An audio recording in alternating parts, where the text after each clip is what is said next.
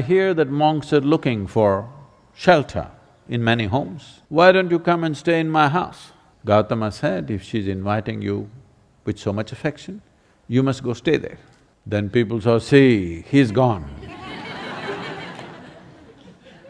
Gautama, the Buddha, with a large group of his disciples who was continuously traveling, made a rule that during the monsoon season, those 2.5 months, you can stay in the same place.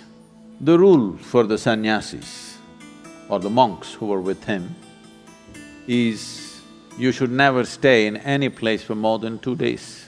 Normally, the monks were sheltered in many homes, so this rule he passed, more than 2 nights you don't stay in one house because it will be too much of a burden for the host. They are housing 10 people, you don't stay there for a month. 2 days, it should have been 1 day. 2, because you have walked a long distance and come, bit of recovery time.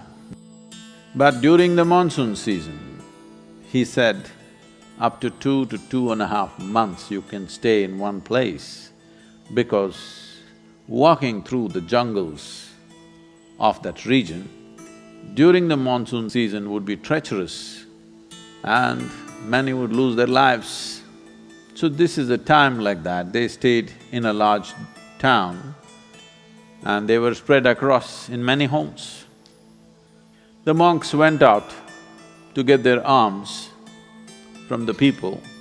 Ananda or Ananda Tirtha, as he was known, who happened to be Gautama's elder brother before his monkhood, went out and there was a courtesan or a prostitute in the town. She gave him alms, looked at him, a handsome young man, tall and straight. She said, I hear that monks are looking for shelter in many homes. Why don't you come and stay in my house? Ananda said, I have no issue, but I must ask the Buddha as to where I should stay. Then she became really taunting. She said, oh, you're going to ask your guru? Go and ask him, let's see what he says. So Ananda brought what he had collected for the day.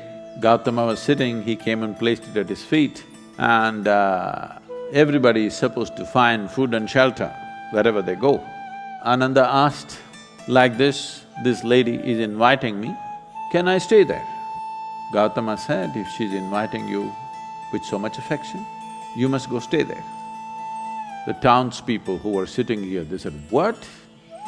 A monk is going to go and stay in a prostitute's home? This is it. This spiritual process has become corrupt. Gautama looked at them and said, why are you so worried? The lady is inviting him. Let him stay, what is the problem? They all started getting up and started shouting. He said, wait, I am on this path because I see this is the most powerful way to live. Now you're telling me her ways are more powerful than my ways.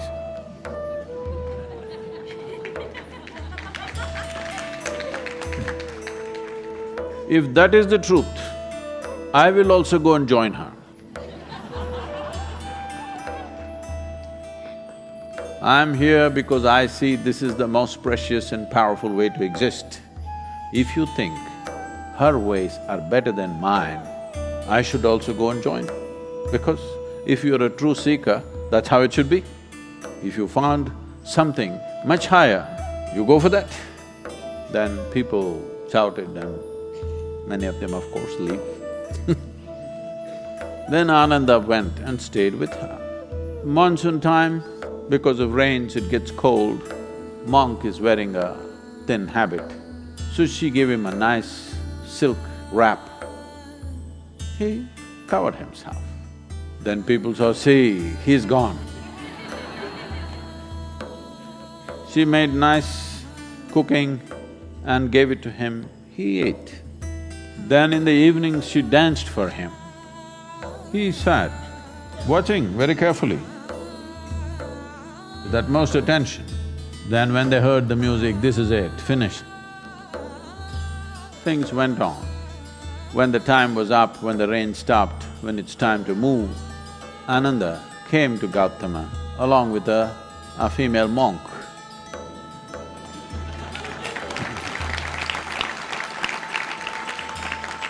So, the power of being on the path of truth has been there, but has been many times at its height, but never got mainstreamed. I see that today, because of our ability to communicate, because of the tools of technology, the natural longing, the innate longing in a human being to find truth. This is not a thought thing. This is not something that been taught to people that you must seek truth. It is natural for human intelligence to seek what is highest. If you are given an option, any human being, given an option, either to be here or there, he will always say, I want to be there. Right now he may be caught up here, but aspiration is to go to whatever is the highest.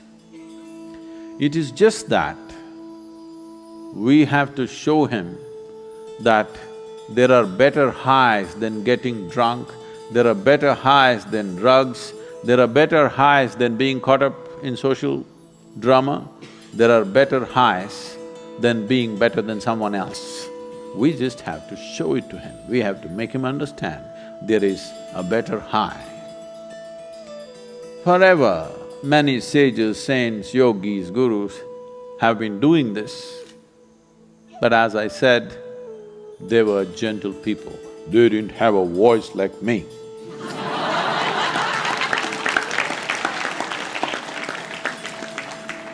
They didn't have a microphone.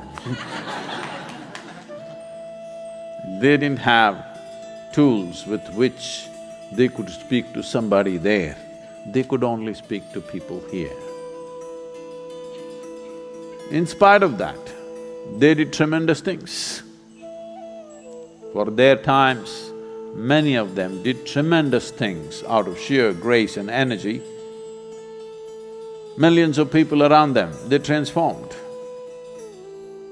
Millions of people around them, they put them on the path of truth, on the power of truth.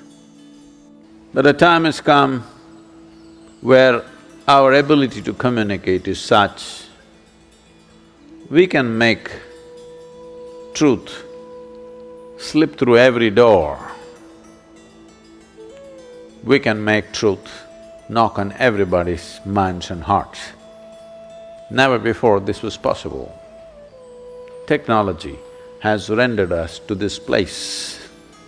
I feel this is the best age ever to make truth mainstream, to be truthful, to aspire for truth, to seek truth, the main force on the planet, because we have tools that nobody ever had.